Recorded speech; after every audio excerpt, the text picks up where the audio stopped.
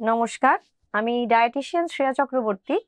আজকে এই সমস্যাটা হয়তো আপনারা অনেকেই ফেস করছেন। আমি সেই একটা বেসিক সমস্যা নিয়ে আজকে বলতে এসেছি। এটা কি, এটার থেকে কি করে মুক্তি পাবেন, সেইটা নিয়েই আজকে আলোচনা করব। তো টপিকটা আজকে কি, সেটা হচ্ছে ফুড পয়জনিং। প্রচুর পেশেন্ট আজকে আসেন যে ম্যাম ডায়েটটা ভালো করে ফলো করতে পারিনি, তো আমার ফুড পয়জনিং হয়ে গেছিল। তো হয়তো ঘরে ঘরে ফুড পয়জনিং হচ্ছে। তো আপনারা ভাবছেন যে এটা তো একটা খুব নর্মাল ব্যাপার, ফুড পয়জনিং যে কোনো কিছু থেকেই হতে পারে। কিন্তু তবুও মানুষ বিভিন্ন আনহাইজেনিক ফুড খাচ্ছেন, তো সেগুলো থেকে এই ফুড পয়জনিং হতে পারে। আনহাইজেনিক ফুড বলতে কি, যেরকম হচ্ছে যে কোনো রোড সাইড খাবার, যেখানে হাইজিন মানে হাত ভালো করে না ধুয়ে রান্না করছে বা আপনাকে সার্ভ করে দিচ্ছে। অথবা যেটা হচ্ছে, অনেক ক্ষেত্রেই দেখা যায় যে বাসনপত্রগুলো মানে নর্দমার কাছে গিয়ে ধুচ্ছে, তো সেখান থেকেও কিন্তু ফুড পয়জনিং হতে পারে। সেখান থেকে মানে আপনার খাবারের মধ্যে বিভিন্ন টক্সিন ঢুকে গেল বা ব্যাকটেরিয়া ভাইরাস সেটাকে এফেক্ট করলো, তো সেখান থেকেও কিন্তু ফুড পয়জনিং হতে পারে।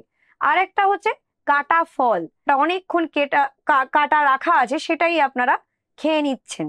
তার মানে সেখান থেকে কিভাবে হতে পারে, কোনো পোকামাকড় হয়তো ওটাতে বসেছে, বা মাছি অন্য কোনো হয়তো নোংরা কোনো জায়গা থেকে সেই মাছিটা বসেছিল, আবার এসে সেটা খাবারে বসলো, তো এইভাবে সেটা ফুডের মধ্যে কিন্তু সেই টক্সিনটা ঢুকে গেল। তো এইভাবে কিন্তু ফুড পয়জনিং হতে পারে।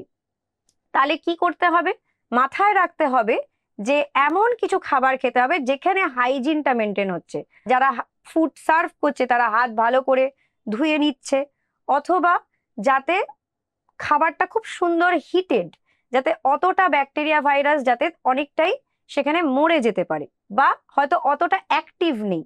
তো এই রকম ভালো জায়গা থেকে খাবার দাবার খাওয়া উচিত। বা সেই খাবারটা যেন ওয়েল কুকড হয়, মানে ভালো করে, বিশেষভাবে মাংস জাতীয় জিনিস যেগুলো ওয়েল কুকড হওয়াটা খুবই ইম্পর্টেন্ট, যেন ভালো করে সেদ্ধ হয়েছে, ভালো করে মশলা ঢুকেছে, বা একদম হিটেড আছে। তো এই জন্য ফুড পয়জনিং কিন্তু মাথায় রেখেই সবসময় খাবারটা খাবেন। কারণ ফুড পয়জনিং হয়তো অন্যের ক্ষেত্রে হয়তো কম ভাবে হয়েছে, কিন্তু আপনার ক্ষেত্রে কিভাবে সেটা অ্যাগ্রাভেটেড হবে, কতটা সিরিয়াস হয়ে যেতে পারে, সেটা কিন্তু আপনি জানেন না। সেই জন্য সবসময় প্রতিরোধ করাটাই হচ্ছে ইম্পর্টেন্ট।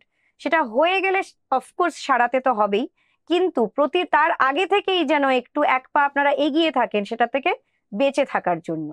তো এই জন্যই আজকে বলবো যে ফুড পয়জনিং এবার ধরুন আপনার হয়ে গেছে, আগে তো আপনাকে বলে দিলাম যে যদি না হয় তাহলে কিভাবে সেটাকে প্রতিরোধ করতে পারবেন, কিন্তু অলরেডি আপনি সেটা ফেস করছেন, উপায় নেই, হয়ে গেছে।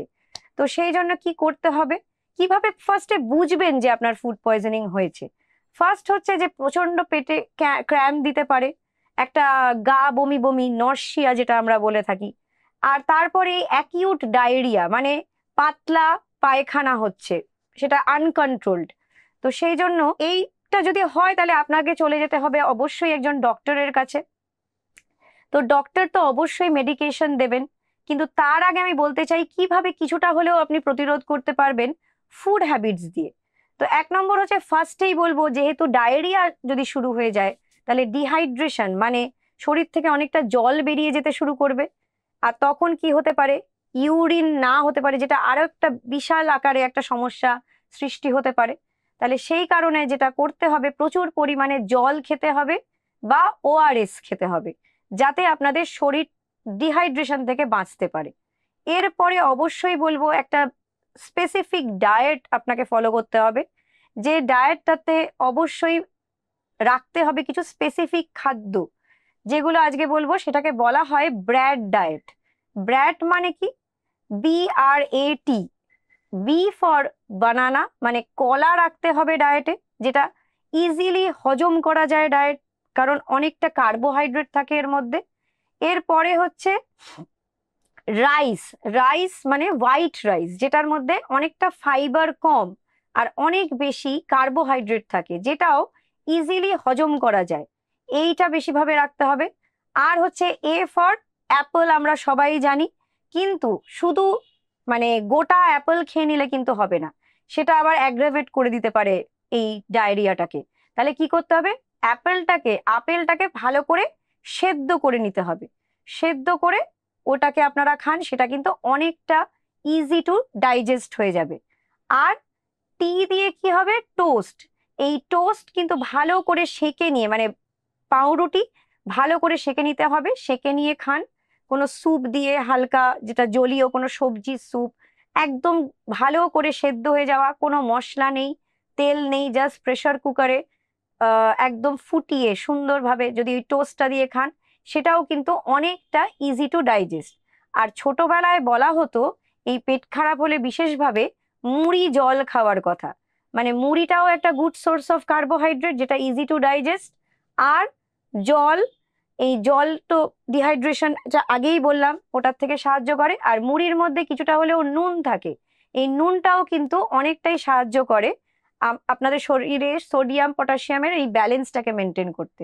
তো সেই জন্যে এটাও একটা গুড খাবার ফর ডায়রিয়া পেশেন্টস, আর যাদের বিশেষভাবে ফুড পয়জনিং এর সাথে আপনারা জুঝছেন।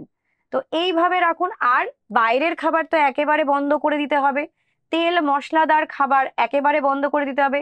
কোল্ড ড্রিঙ্কস, চিপস, চানাচুর, পেস্ট্রিজ, কোকোযুক্ত বিশেষভাবে, বা কফি, চা, এগুলোকেও বেশি না রাখাই ভালো। আর প্যাকেজড খাবার দাবারও এই সময়ে না খাওয়াই ভালো। বেশি আচার মশলা যুক্ত খাবার, খুব ভাজাভুজি এই সময় বেশি খাবেন না।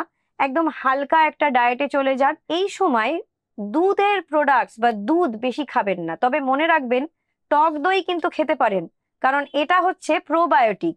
এই প্রোবায়োটিকের মধ্যে অনেক গুড ব্যাকটেরিয়া থাকে, যেটা গাট হেলথকে ভালো রাখতে সাহায্য করে।